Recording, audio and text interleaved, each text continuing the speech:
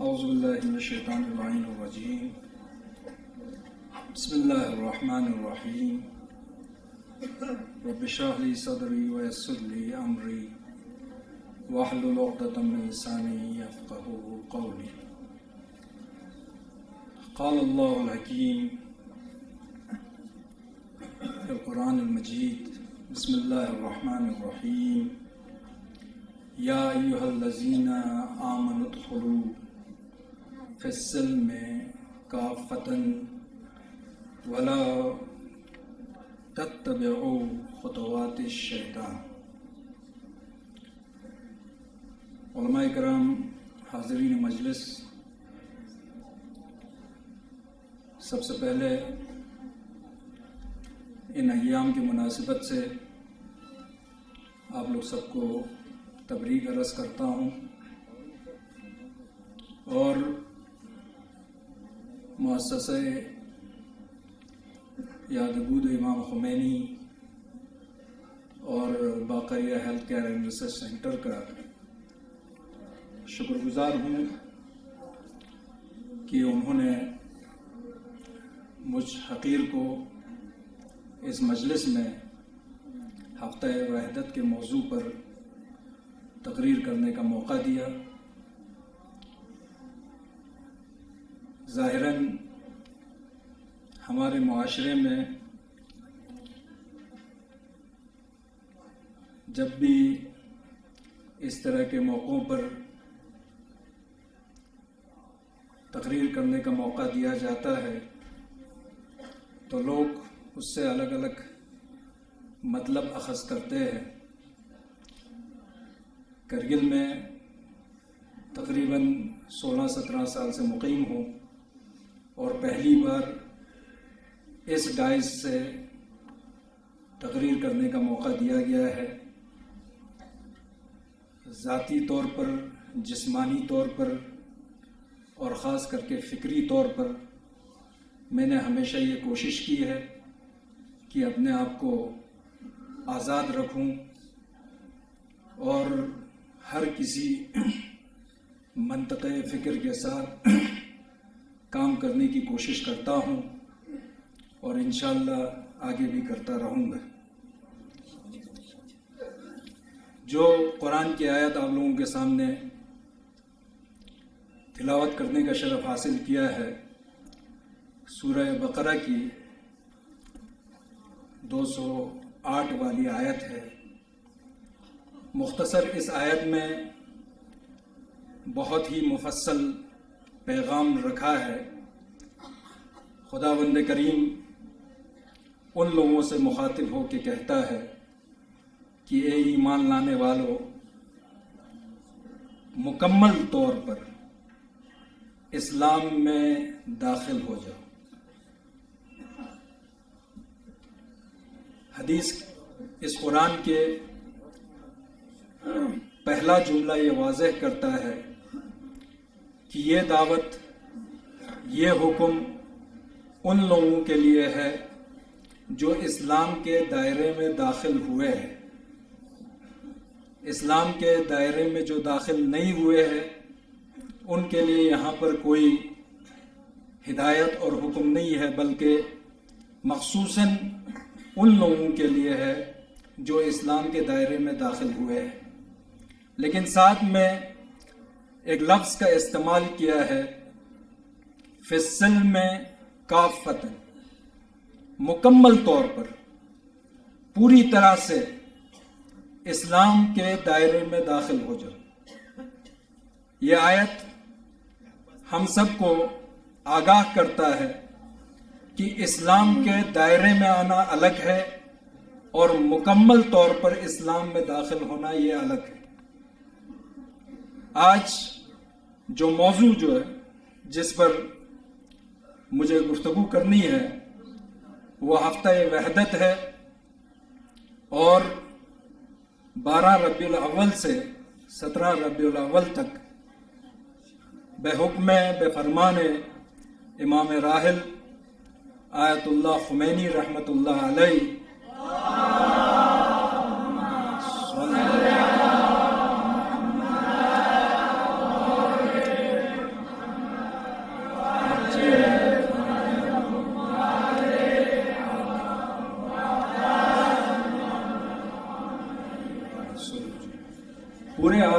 اسلام میں خصوصاً ہمارے منطقے میں اس پروگرام کو رکھا جاتا ہے، کسی شاعر نے بڑے خوب انداز میں یہ مفہوم پیش کیا ہے کہ 12 اور 17 کے بیچ میں 5 آتا ہے، اور اگر عالم اسلام اس 5 پر متحد ہو جائے تو مسلمانوں کے سارے مسائل خود بخود حل ہو جائیں۔ مسلمانوں کی مشکلات، پریشانی کا سبب یہی ہے کہ مسلمانوں نے پنجتن کو اس طرح سے قبول نہیں کیا یا اس طرح سے ان کی اتباع نہیں کی جس طرح سے ان کی اطاعت کرنے کا حق تھا۔ اور آج پورے دنیا میں جو مسائل کھڑے ہو رہے ہیں، جو پریشانیاں مسلمانوں میں کھڑی ہو رہی ہے، اور خود ہمارے منطقے میں اس کی اہم وجہ یہ ہے کہ ہم لوگوں میں اتحاد، لوگ ایک جگہ پر جمع ہونے میں اتحاد کو سمجھتے ہیں، لیکن حقیقت میں اتحاد کسی خاص مقصد اور طرز عمل کے ساتھ ساتھ طرز فکر کے اوپر متحد ہونے کو کہا جاتا ہے۔ ہمارے بزرگ علماء دین علامہ کاشف الغطا ایک کانفرنس میں بیان کرتے ہیں کہ مسلمانوں نے اس بات پر اتحاد کر لیا ہے کہ وہ کبھی بھی متحد نہیں ہوں۔ سب سے بڑا اتحاد کا جو محور ہے، مرکز ہے اسلام کے اندر، وہ توحید ہے۔ اور اگر کہیں پر بھی کسی بھی معاشرے میں اگر آپ کو اتحاد کی کمی دکھائی دیتی ہے تو یقینی طور پر عقیدہ توحید کی کمی کی وجہ سے پیدا ہوتی ہے۔ اگر حقیقت میں ہم اپنے زندگی میں توحید کو اپنائیں، اپنے طرز عمل میں توحید کو ڈالیں، تو یہ ممکن نہیں ہے کہ کسی بھی معاشرے میں کسی بھی قسم کا افتراق، تفرقہ پیدا ہو۔ آپ خود ہمارے جمہوریہ اسلامی انقلاب ایران کی اگر مثال لیتے ہیں اور ان کی کامیابی کے اوپر اگر آپ نظر رکھیں گے، مطالعہ کریں گے، تو جو سب سے اہم مرکز ہے کامیابی کا،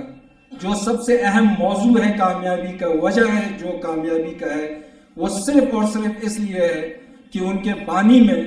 توحید جو ہے وہ پوری طرح سے سرایت کر گئی تھی اور ان کے معاشرے نے پوری طرح سے توحید کو اپنایا تھا۔ آج کے زمانے میں ہی نہیں، اس وقت جب یہ نیا انقلاب آیا تھا اور آیت اللہ خمینی ایران میں وارد ہوئے تھے، اس کے کچھ عرصے کے بعد پوری طرح سے دنیا یہ نظر رکھی ہوئی تھی کہ یہ انقلاب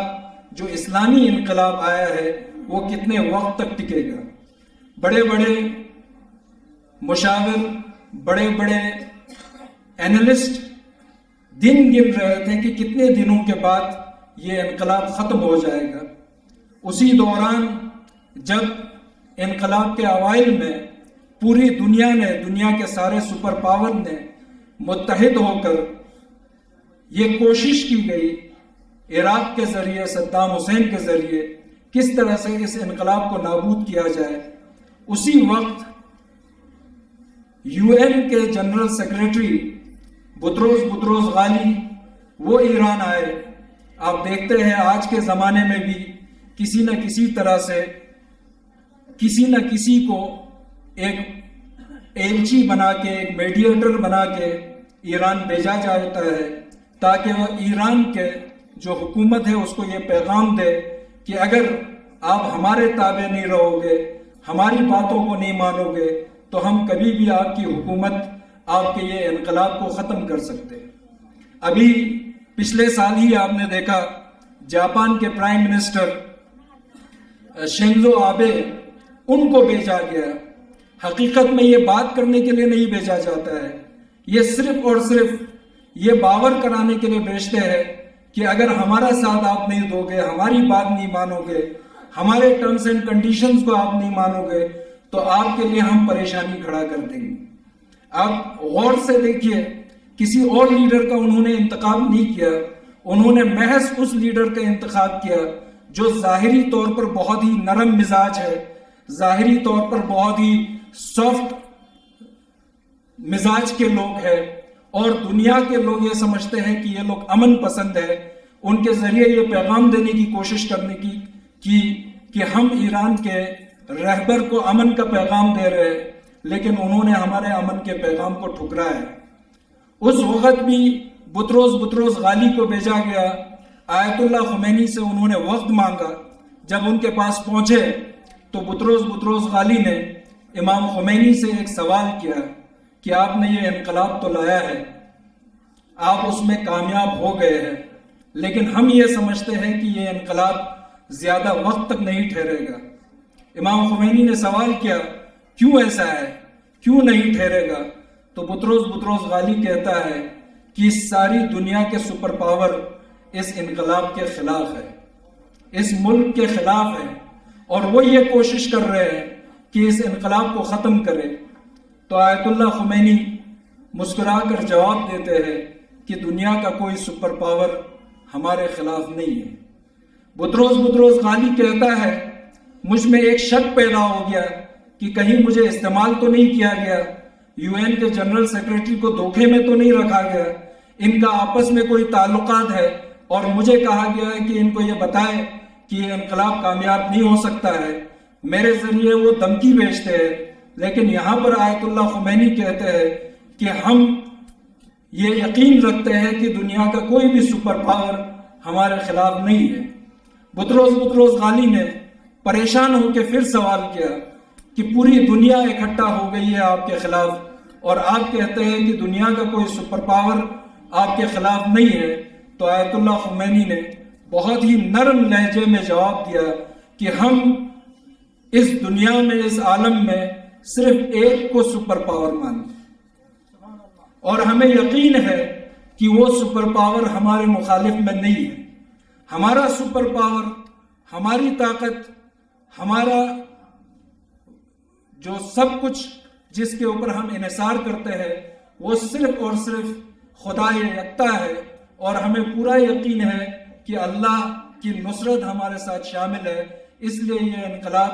کامیاب ہوگا اور کامران ہوگا۔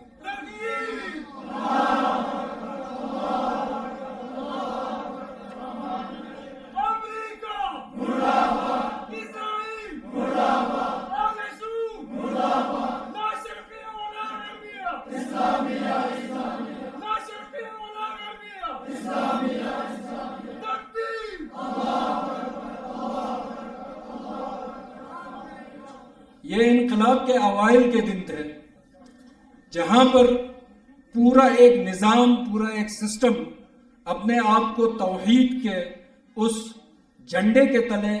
اپنے آپ کو مرکوز کر کے رکھا ہوا تھا، اور پچھلے 40 سال کے بعد بھی جب یہ جاپان کا پرائم منسٹر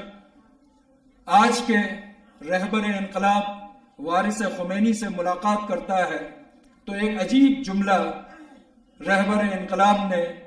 یہاں پر بیان کیا ہے، اور پورے دنیا کے میڈیا نے اس کو کوٹ کیا ہے کہ میں وہ ہوں جو اس شخص کو بات کرنے کے قابل بھی نہیں سمجھتا۔ یہ طاقت کہاں سے پیدا ہوتی ہے، یہ جرت، یہ استقامت کہاں سے پیدا ہوتی ہے، اگر ہم ہر وقت اس پریشانی میں رہتے ہیں کہ کوئی ہمارا ساتھ نہیں دیتا ہے، ہمارے منطقے کے لوگ اس پریشانی میں رہتے ہیں کہ اسٹیٹ ان کے ساتھ ہوتا ہے، سینٹر دوسروں کے ساتھ ہوتا ہے، ہمیں پوری طرح سے نظر انداز کیا جاتا ہے، تو ہمارے سامنے بہترین مثال جمہوریہ اسلامی ایران کا ہے، جہاں پر پوری دنیا خلاف ہے، پوری دنیا ان کے پیچھے پڑا ہوا ہے، ہر لحاظ سے پابندیاں ان کے اوپر عائد کی گئی ہوئی ہے، لیکن آپ دیکھیں یہ وہ ملک ہے، یہ وہ رہبریت ہے، یہ وہ ولایت ہے جہاں پر ہر روز ہر شعبے میں،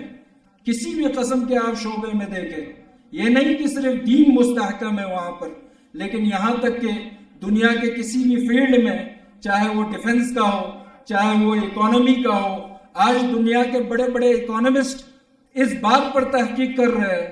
کہ دنیا جو ہے وہ لبرل اکانومی کی طرف جا رہا ہے، مارکیٹ کھلنے کی طرف جا رہا ہے، اور اسی میں اپنے لیے ترقی ڈھونڈ رہا ہے۔ یہ کون سا ملک ہے جو پورے دنیا سے بند ہے، پوری طرح سے ان کے اوپر پابندی ہے، لیکن کسی بھی شعبے میں، کسی بھی فیلڈ میں وہ اپنے آپ کو ترقی سے نہیں روک پا رہے, وہ دن بدن ترقی کر رہے. یہ وہی ملک تھا جو 1999 میں 1979 میں جب یہ انقلاب آیا اور وہاں کے سارے پڑھے لکھے لوگ, بڑے بڑے ڈاکٹرز, بڑے بڑے فزیشینز, بڑے بڑے پروفیشنلسٹ, انہوں نے ایران کو چھوڑ دیا یہ سوچ کے کہ اب یہ ملک میں وہ آزادی نہیں ہے, یہ ملک میں اب رہنے کی وہ آزادی نہیں ہے, اس لیے ہم اس ملک سے باہر جائیں گے, اپنے لیے ترقی جو ہے وہ امریکہ میں ڈھونڈیں گے, یوروپ میں ڈھونڈیں گے. اس وقت اس ملک میں خاص کر کے صحت کے شعبے میں اتنی قلت پیدا ہو گئی کہ ایران نے اس وقت پورے دنیا کے لوگوں سے, اپنے ان ممالک سے جن کے ساتھ ان کے دوستی کے رشتے تھے, ان سے گزارش کی, یا دوسرے لفظوں میں یہ کہوں کہ باقاعدہ طور پر ایران نے بھیک مانگا کہ ہمیں کچھ ڈاکٹرز دے دو تاکہ یہاں کے جو مریض ہے, یہاں کے جو پریشان حال لوگ ہیں, ان کا علاج ہو سکے. آج وہ ملک آپ دیکھیں 40 سال کے بعد دنیا کے میپ کے اوپر خاص کر کے صحت کے شعبے میں سب سے اوپر آ رہا ہے. آپ آج دیکھیے کہ ایران کے اندر میڈیکل سائنس جو ہے وہ سب سے ایک اہم ڈیسٹینیشن بنتے جا رہا ہے, جہاں پر لوگ یہ آرزو کرتے ہیں کہ اگر مجھے MBBS بننا ہے, مجھے MD کرنا ہے, مجھے ریسرچ کرنا ہے, تو مجھے ایران کی طرف رخ کرنا چاہیے. آج دنیا کا سب سے بڑا نیورولوجسٹ سینٹر جو ہے وہ ایران کے اندر قائم ہو رہا ہے. نیوکلیر میڈیسن میں ایران کا مقابلہ آج دنیا کا کوئی دوسرا ملک نہیں کر رہا ہے. ڈیفنس کے آپ شعبے میں دیکھیے, ہر لحاظ سے ایران وہ ترقی کر رہا ہے. ہمارے پاس کوئی بہانہ نہیں ہے جب خدا نے ہمارے سامنے ایک مثال قائم کر کے رکھ دی ہے کہ ساری پابندیوں کے بعد, ساری تنگی کے بعد, ساری پریشانیوں کے بعد, جہاں پر آپ کو دنیا کی کوئی طاقت تمہارا ساتھ نہیں دے رہا ہے, پھر بھی تم اپنے آپ کو طاقتور بنا سکتے ہو. ہم ہر وقت اس امید میں رکھتے ہیں کہ کوئی ہمارا ساتھ دے, کوئی ہمارے اوپر رحم کا ہاتھ رکھے, تبھی جا کے ہم ترقی کریں گے. حقیقی معنوں میں اگر ہم یہ فکر رکھتے ہیں تو ابھی بھی ہمیں انقلابی فکر کو اپنے اندر پیدا کرنے کی ضرورت ہے, اس شوق کو اپنے اندر پیدا کرنے کی ضرورت ہے. مسلم وہ ہے جو تنگی میں اپنے آپ کو ابارے, آسانی میں کوئی بھی اپنے آپ کو ابار سکتا ہے. اسی لیے میری گزارش یہ ہے کہ کسی بھی قسم کی ناامیدی اپنے اندر پیدا نہیں کرے. ہمارے پاس ایک مثال موجود ہے جہاں پر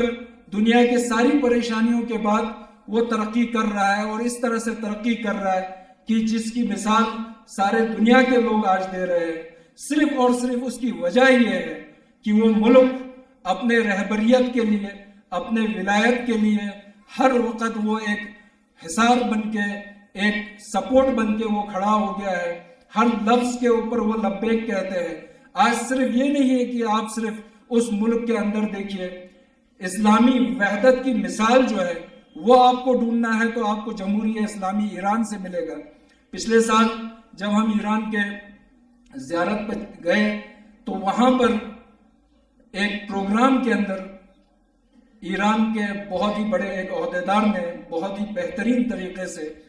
ایران کی مظلومیت اور اس کے ساتھ ساتھ ایران کا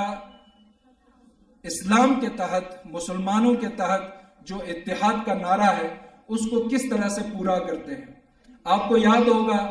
کہ وہی صدام کا حکومت تھا جس نے ایران کے اوپر حملہ کیا تھا, اور اس طرح سے حملے کیے تھے, چاہے وہ کیمیکل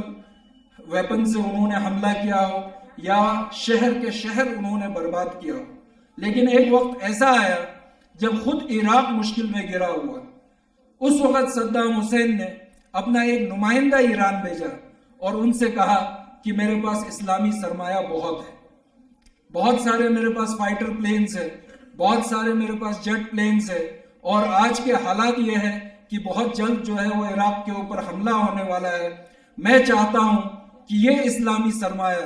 یہ مسلمانوں کا سرمایہ جو ہے اس کی تحفظ ہو. ایران نے اس ریکویسٹ کو قبول کیا, اور آپ جانتے ہیں اگر کچھ عرصہ پہلے اگر آپ لوگوں نے ایران کا سفر کیا ہے تو تہران سے لے کر قم کے بیچ میں میدانوں کے اوپر بہت سارے فائٹر جیٹ, بہت سارے جہاز جو ہے وہاں پر رکھے ہوئے تھے. اچھے قسم کے جہاز جو ہے وہ بہت ہی محفوظ طریقے سے ایران نے سنبھال کے رکھا. وہ شخص بیان کر رہا تھا کہ یہ مظلومیت ہے کہ جن جہازوں کے ذریعے ہمارے اوپر کیمیکل بم برسائے آج ہمیں ان جہازوں کا تحفظ کرنا پڑتا ہے۔ اس کو اسلامی اتحاد کہتے ہیں۔ دشمن ہے، قاتل ہے، برباد کیا ایران کو، لیکن جب وہ مصیبت میں پڑا، بھلے ہی نام میں صدام ہو، نام میں ہی حسین ہو ظاہری طور پر، لیکن اس کا بھی خیال رکھا اور پوری طرح سے ان سارے ہتھیاروں کا، ان سارے فائٹر پلینز کا حفاظت کیا۔ 1 سال نہیں، 10-15 سال۔ اور اس کے بعد جب حکومت کا تختہ پلٹ گیا اور مالکی جب پرائم منسٹر آیا تو پہلے دورے میں جب وہ ایران آتا ہے تو ایران سے گزارش کرتا ہے کہ عراق کا ایک بہت بڑا سرمایہ آپ کے پاس ہے، مہربانی کر کے وہ سرمایہ آپ لوٹا دیں۔ تو اس وقت ایران نے کہا کہ یہ وہ امانت تھا جو ہمارے پاس ہے۔ یہ سیرت علی ہے کہ امانت کو جب تک پورا نہیں کریں گے تب تک حضرت علی علیہ السلام نے ہجرت نہیں کی۔ یہی علی کے پیروکار ہیں، کہا کہ یہ پوری امانت ہے اور اس امانت کو اسی طرح سے ہم لوٹائیں گے۔ تو اس وقت مالکی نے ان سے پھر ایک التجا کی کہ مہربانی کر کے اب یہ پرانے زمانے کے جیٹ فائٹرز ہیں، اب ان کے سارے پرزے بیکار ہو گئے ہیں، نیا دور ہے، نیا زمانہ ہے، نئی ٹیکنالوجی ہے، اور آپ یہ صلاحیت رکھتے ہیں کہ ان سارے فائٹر جیٹس کو آج کے دور کے حساب سے تیار کر کے ہمیں دیں۔ حالانکہ ان ساری چیزوں کو تیار کر کے واپس دینے کے لیے عراق کے پاس کسی بھی قسم کا سرمایہ نہیں ہے، وہ خود پریشانی میں ہے۔ وہ استاد محترم فرماتے ہیں وہی جہاز جنہوں نے ہمارے لوگوں کا خون بہایا ہے، نہ ہم نے صرف اس کا تحفظ کیا بلکہ اس کو اپ گریڈ کر کے، اس کو بہتر بنا کے، آج کے دور کے لائق بنا کے ہم نے اس کو واپس کیا اس ملک کے پاس، کیونکہ وہ ملک میں اسلام ہے اور وہاں پر توحید کا نعرہ ہے، کلمۃ لا الہ الا اللہ موجود ہے۔ تو یہ حیثیت اور اس کو سمجھنا جو ہے آج کے معاشرے میں ہمارے لیے بہت زیادہ ضروری ہے۔ میں بہت سارے پہلوؤں کے اوپر بات کرنے کا شوق رکھتا تھا، لیکن کیونکہ وقت کی کمی ہے اور صرف 15 منٹ مجھے دیا ہے، میری گزارش ہے آج کے دور میں یہ خود میں نے نمائندہ ولی فقیہ کو شکوہ کرتے ہوئے دیکھا کہ اتنا کچھ ہمارے مقدسات کے لیے جمہوریہ اسلامی ایران رہبر معظم کے رہبری میں کر رہا ہے، لیکن یہ احساس ابھی بھی ہمارے لوگوں میں پیدا نہیں ہو رہا ہے۔ خاص کر کے ان لوگوں کے لیے یہ پیغام ہے جو زیارت پر جاتے ہیں، اور الحمدللہ بڑی تعداد ہمارے یہاں سے ہر سال ایران و عراق کے زیارت کے لیے سفر کرتے ہیں، مشرف ہوتے ہیں، لیکن ہم صرف سفر کر کے واپس آ جاتے ہیں۔ ہم یہ نہیں دیکھتے ہیں کہ جو سارے وسائل، جو ساری آسانیاں آج کے دور میں ہمیں مہیا کیا ہوا ہے وہ کس کے وجہ سے مہیا ہے۔ یہ صرف اور صرف ولایت کی طاقت ہے جس نے ہمیں آج آسانی کے ساتھ زیارت کربلا ہو یا زیارت شام ہو، یہ ممکن ہو سکا ہے۔ انہوں نے صرف نہ کہ اپنا خون دیا ہے بلکہ اپنا سرمایہ، اگر آپ آج کے دور میں خود کربلا میں حرمین کی زیارت کریں گے تو آپ ایک نظر اس طرف بھی رکھیے جہاں پر یہ ساری ترقیاں ہو رہی ہے۔ آپ دیکھیے کہ زینبیہ کے صحن کی طرف کروڑوں کروڑوں روپے کا سرمایہ ہے۔ آپ کاظمین میں دیکھیے، آپ سامرا میں دیکھیے، یہاں تک کہ اردن میں جو سرحد ہے وہاں پر بھی ایک صحابی کا ایک روضہ ہے۔ اس روضے کو کتنے بہترین طریقے سے، کتنے خوبصورت طریقے سے اس ملک نے بنایا ہے۔ آپ نجف کے اندر جائیے، صحن فاطمیہ کو دیکھیے، آپ تعجب کریں گے جو پہلے کے لوگ زیارت پر جاتے تھے کہ نجف کا دائرہ جو ہے وہ کتنا محدود تھا۔ آج اگر آپ دیکھتے ہیں 4 کروڑ لوگ ایک ساتھ 40 میں زیارت کے لیے پہنچتے ہیں اور ان کو وہ ساری سہولیات ملتی ہے اور ان کو وہ سارے آرام اور آسائش مہیا ہو رہا ہے، تو وہ صرف اور صرف اس لیے ہو رہا ہے کہ ایک ملک ہے जिसे जमहूरिया इस्लामी ईरान कहते हैं, और वो मुल्क शियत का एक मरकज बना हुआ है, और उसने ये ठान लिया है कि जहां पर भी शियत के मरकज होंगे उसकी न सिर्फ हिफाजत करेंगे बल्कि उसको बेहतर से बेहतर बना के पेश करेंगे। इन चीजों की तरफ भी हमारे ज़व्वार की नजर होना चाहिए, न कि सिर्फ वहां से पलटने के बाद कहीं आपने थोड़ी सी बेपर्दगी देख ली, बस यहां पर आके डंडोरा पीटते हैं, अब ईरान बर्बाद हो गया, ईरान का माशरा बर्बाद हो गया, वहां पर बेपर्दगी बढ़ गई। बेपर्दगी जो है उसी को आप मौजू बना के यहाँ पर दूसरे लोगों के जहन में इस तरह का इंतशार पैदा करने की कोशिश करते हैं कि ईरानी ममलकत जो है अब वो इस्लामी उसूल के ऊपर कायम नहीं है। हर जगह पर ये मुमकिन है, लेकिन आप वो सारी अच्छाइयाँ, वो सारी बुलंदियाँ, अगर आप कुम का सफर करेंगे तो सिर्फ आप हरम तक ही महदूद ना रखें अपने आप को। कुम दुनिया का वो वाहिद शहर है जिसके अंदर 500 रिसर्च सेंटर है। किसी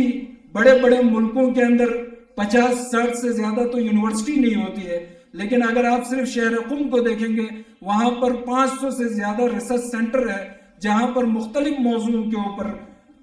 तहकीक होती है, रिसर्च होती है और दुनिया की रहनुमाई होती है। इसीलिए इस दिन के मुनासिबत से मेरी गुजारिश ये है कि बहुत सारी चीज़ें जो हम हमारे मुआशरे में देखते हैं, मुझे बड़ा तकलीफ होता है, बड़ा परेशानी होती है। कभी कभी मैं कुछ उलमा से भी गुफ्तगू करता हूँ। मैंने किसी एक आलिम के सामने एक हदीस बयान की जिसमें इमाम मूसा काज़िम अलैहिस्सलाम उस वक़्त हज़रत आयतुल्लाह खुमैनी के बारे में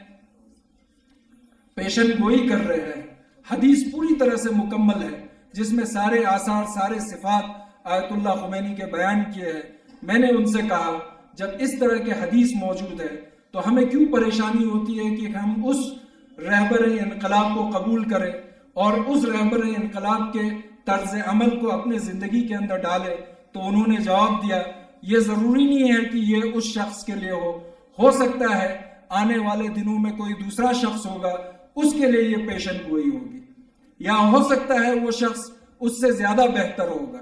तो मैंने उनसे कहा था कि कम से कम आप इस शख्स को तो एतराफ़ कर रहे हैं। इस वक्त में अगर ये हदीस, ये सिफात जो है इस शख्स में दिखाई देता है तो हमें कबूल करने में क्या परेशानी है। आज जब मैं इन सारी चीज़ों का जिक्र करता हूँ तो बहुत सारे शुबा हमारे जहन में डाला जाता है। ख़ास तौर पर कभी ये कहा जाता है कि मासूम की अहमियत कम कर दी, लोगों की अहमियत ज़्यादा बढ़ा दिया। कभी ये कहा जाता है कि एक मर्जे को तो बहुत ही आसमान पर चढ़ाया जाता है, किसी दूसरे मर्जे के बारे में जिक्र नहीं होता है। अगर आप पूरी तारीख का मुतालिया करें तो उन लोगों का जिक्र पेश हुआ है जिन्होंने अपने दौर में कुछ अलग करने की कोशिश की है, एक नया इनकलाब लाया है, एक तर्ज फिक्र लाया है। और ये आज के ज़माने में नहीं, सैयद मुर्तज़ा आलमुल हुदा ने अपने ज़माने में भी कोशिश किया था, लेकिन वो कामयाब नहीं हो गए। उसकी वजह ये रही कि उस वक़्त उस मुक़द्दस शहर में भी, नजफ़ अशरफ में भी, जहाँ पर उलमा का एक बहुत बड़ा हुजूम था, उन्होंने उनका साथ नहीं दिया। यहाँ तक कि उन्होंने ये कोशिश किया था कि मसलक जाफरिया को रस्मी तौर पर हुकूमत में उस मसलक को कबूल करवाए। जब उस वक़्त के हुक्मरानों ने उनसे कहा कि आपको सिर्फ 80,000 दीनार गवर्नमेंट ट्रेजरी में जमा करना है, हम आपके मसलक को भी उसी तरह से राइज करेंगे जिस तरह से दूसरे मसलक हमारे हुकूमत में होते हैं। सैयद मुर्तज़ा आलमुल हुदा ये शिकवा करते रहे। उन्होंने वहाँ सारे बुजुर्ग उलमा को, बड़े बड़े मुखय्यर हजरात को, सबको जमा किया और उनसे कहा कि मैं 40,000 दीनार अपने तरफ से देने के लिए तैयार हूँ, अपनी दौलत से मैं देने के लिए तैयार हूँ। आप पूरी कौम जो है वो 40,000 दीनार जमा करे ताकि ये मसलक जो है रस्मी तौर पर राइज हो। लेकिन अफसोस उस वक़्त 40,000 दीनार कौम ने उनको जमा करके नहीं दिया और आज तक हम लोगों को ये समझाते रहे कि मसलक जाफरिया इस्लाम के अंदर एक मसलक है, उसके अपने उसूल है, अपने कवानीन है, अपने फ़रो है जो इंसान के फलाह व बहबूदी के लिए है, और मुकम्मल दीन जो है اس کے اندر موجود ہے۔ تو یہ دور کا وقت ہے، ہر دور میں کسی نہ کسی کو اگر یہ موقع مل جاتا ہے کہ وہ صحیح طریقے سے اسلامی اقدار کو لوگوں تک پہنچا سکے، تو ہمیں ہر طرح سے ان اقدار کو نہ صرف قبول کرنا چاہیے بلکہ ہمیں دل سے ان کی حمایت کرنا ہے۔ میرے استاد علامہ ذیشان حیدر جوادی صاحب ارشاد فرماتے تھے، اور بڑا بہترین ان کا جملہ تھا، انہوں نے کہا تھا کہ کوئی شخص اگر تھوڑا سا متکبر ہو، اگر اس کے اندر کوئی غرور پیدا ہو، ہٹ درمی پیدا ہو، اس کی وجہ یہ ہوتی ہے کہ کوئی بڑا شخص اس کے اوپر سایہ فگن ہے، اس کی حمایت میں ہے، تبھی اس کے اندر وہ جرت پیدا ہوتی ہے، وہ طاقت پیدا ہوتی ہے۔ اگر ایک چھوٹا سا شہر یا ایک چھوٹا سا قصبہ بہت زیادہ اپنے آپ کو بلند سمجھتا ہے، اپنے آپ کو طاقتور سمجھتا ہے، تو کہیں نہ کہیں کسی ریاست کا، کسی بڑے شہر کا اس کے اوپر رحم و کرم ہوتا ہے، اس کا ساتھ ہوتا ہے کہ وہ اپنے اندر وہ غرور، وہ تکبر پیدا کرتا ہے۔ اسی طرح سے اگر کوئی ملک اس بات کے لیے